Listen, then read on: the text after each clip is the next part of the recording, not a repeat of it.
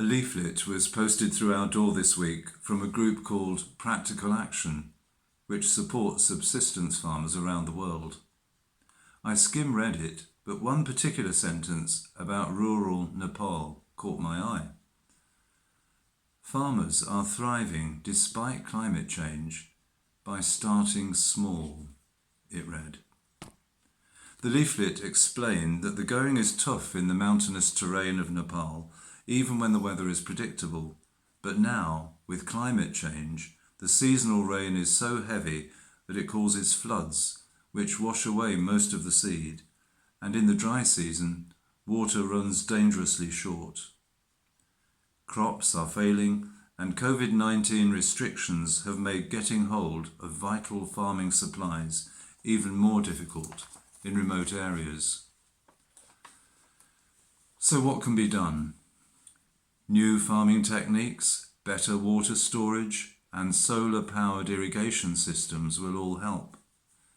The leaflet adds, but the starting point is the introduction of some tiny but powerful seed varieties that are resilient to these devastating changes in the climate.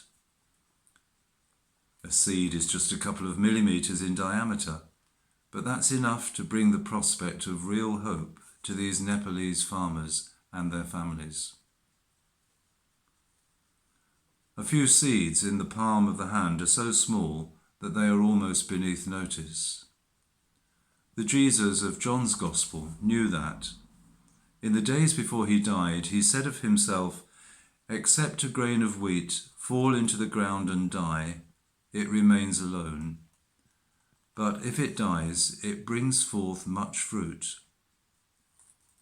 Likewise, we need to let go of what we think is the little we have and learn gradually what it means to die with Christ.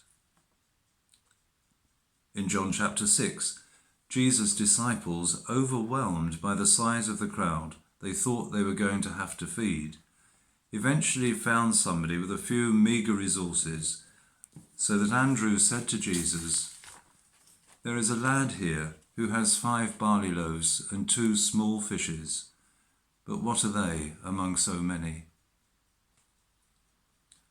And I wonder if right now that's how we feel in our fragile but lovely communities of faith in this area.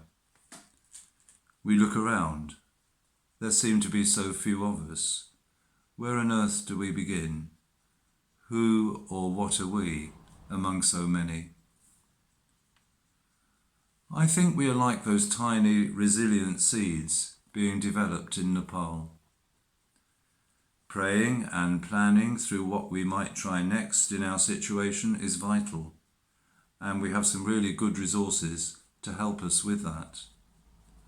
But first of all, I think we need to see ourselves, small but infinitely precious, in the palm of Christ's hand. We don't know what may happen in the next 2 years, let alone the next 5.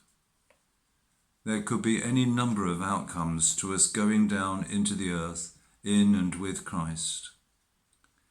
We may begin to see God's kingdom coming more clearly in unexpected people and places. Something quite left field to us now may root itself and begin to flourish with new life. We may see stopping some things and releasing energy elsewhere as what we are being strongly prompted to do. Though we may hardly think it at the moment, this might even include stopping using the church building we particularly love. But remember, of course, if that were ever to be the case, we could not close ourselves down as people, as God will continue to lavish upon us the gift of faith that we may be of use in this world. Right now, what is required of us is to use God's gifts of an attentive love for one another and place ourselves with joy in the flow of Christ's mercy and compassion. We need to be ready for the open-handed Christ to plant us in what we might first think is unpromising soil. We need the grace and the courage to let go into new life.